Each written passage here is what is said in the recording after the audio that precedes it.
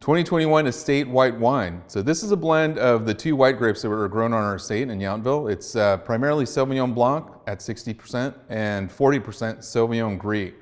Now these are related varietals, but they couldn't taste any more different from each other. The Sauvignon Blanc typically is on the maybe racy acidity, citrusy, those kind of notes on the smell and the taste, and maybe a little bit leaner body. And the Sauvignon Gris tends to be a little bit more on the spicy side and produces smaller grapes, are just a lot more concentrated than some of these other Bordeaux white varietals. And when you put the two together, it just makes this really complex wine, both in the nose and in the taste.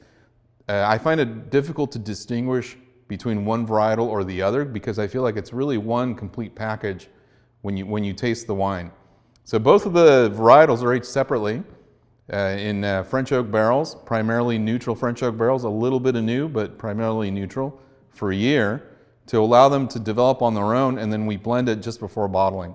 And we come up with the proportion that we feel makes the best wine at that point.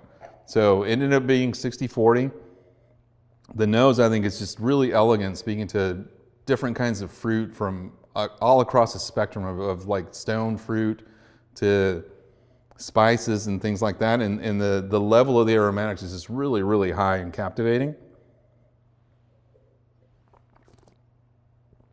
And on the taste, there's just this really, really nice blend of these flavor elements from the wine, but also a little bit from the oak as well, that just gives the wine an extremely long finish. So a wine that took a little bit of time to develop after bottling, but now is really showing nicely. And I think will continue to age even for a few years down the road, 5 to 7 years. It's going to be a completely different wine, but still delicious.